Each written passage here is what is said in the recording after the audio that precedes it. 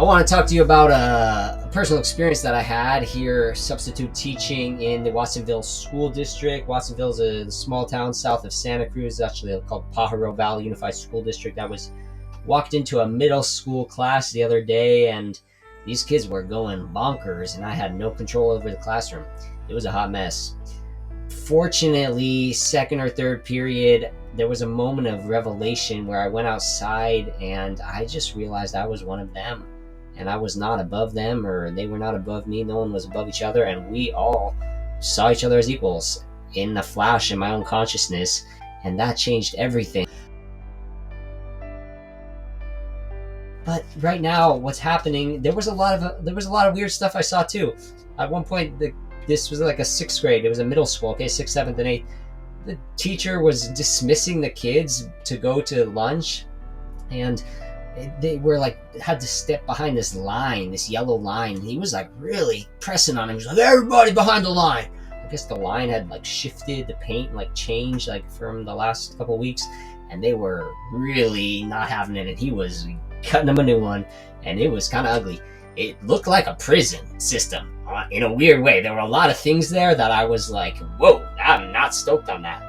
And I just don't really feel like this whole sit down, do your work, shut up, do your thing, don't like have any creativity is healthy for Americans, healthy for youth around the world. Just focus on America or California, but it was no bueno, okay? And so we need a change to get out of this wheel of destruction and false education system. And I don't want to sound like too hard on it, but it was no good, okay? It was not good. It was like a cog in the machine, you know. It was like one of those things that you don't like, and it's hard. It was challenging, man. It was like I was like, do what you say. You have to do it. Sit down, shut up, do your work, get your Chromebook out, and do the quiz. And this is, it's like not good. And like, that's kind of an outdated system we're gotta really revamp here. And it starts young. It starts elementary school. God, and then middle school, they're cute in elementary school, they're sort of innocent, they always have light, but it's really not, then middle school, they get a little hormonal. High school, yeah, it's like always getting that grade, tracing the next assignment, the praise, and then that's like college. Oh, that's a huge mess. It's like $500,000 to go to college. Is it that much? Private school, or like $200,000, or like a UC, maybe $100,000 is like, what, $100,000 to go and party and learn something? Maybe what, half the kids, they don't even earn a career in what they graduate with. I didn't. None of my friends are doing what they're doing, hardly. Okay, so we need a huge revamp. Okay.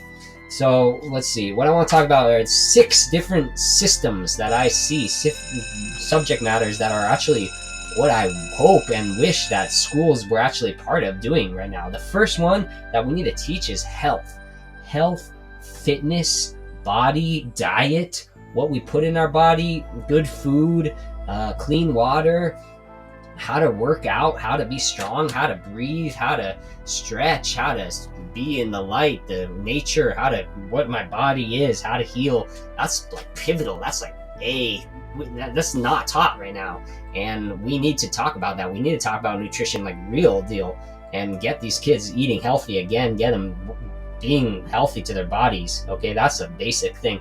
That's number 1. Number 2, spirituality. Okay, have we gone on long enough as a human race to not be talking about what we are as a divine being?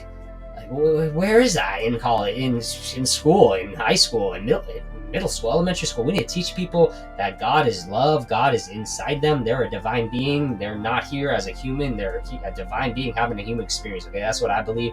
And that's a huge subject, but it's beautiful. It's an eternal life. It really is. It's the most important thing that we can ever teach anybody, kid, adult, whatever. How to meditate, how to pray to God, how to be a universal spiritual path adept, how to learn from a teacher, oneself, the inner guru principle, okay? How to do yoga and different spiritual mudras and real deal stuff, okay? That's number 2.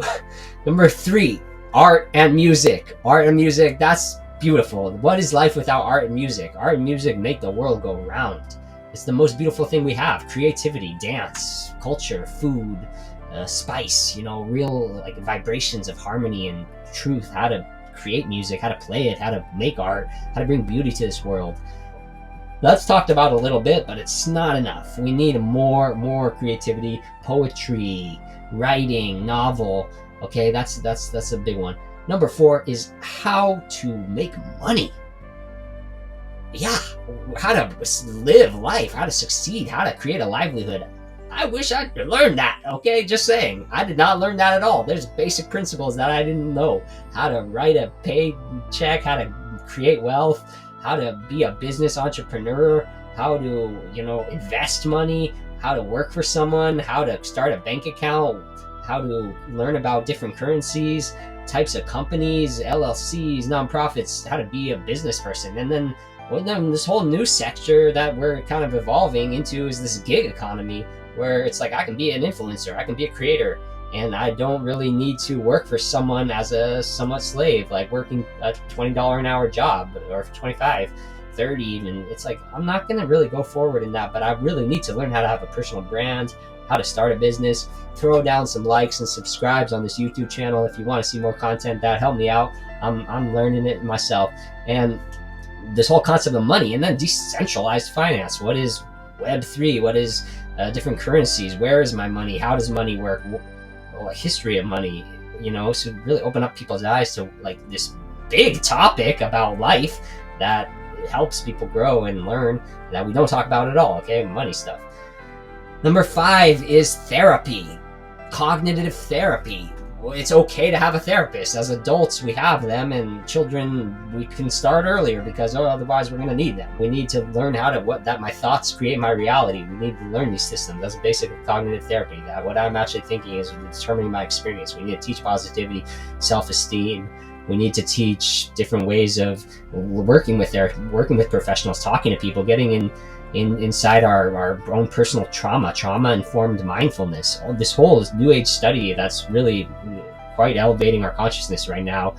Counseling is a huge topic that's really going really well and helping a lot of people. Let's start early. Okay, so therapy, like personal relations. Number 6, the final one, is the ones that we kind of already know. It's math, reading, and writing. Okay, those are important things. Those definitely need to have some space in the schools for sure.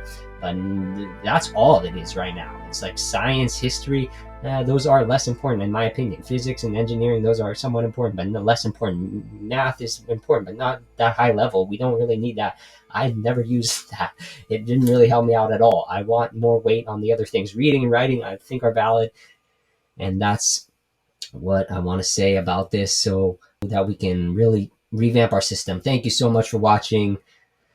That was a little winded, but those were my points that I wanted to get across. We'll see you next time for another video. Peace.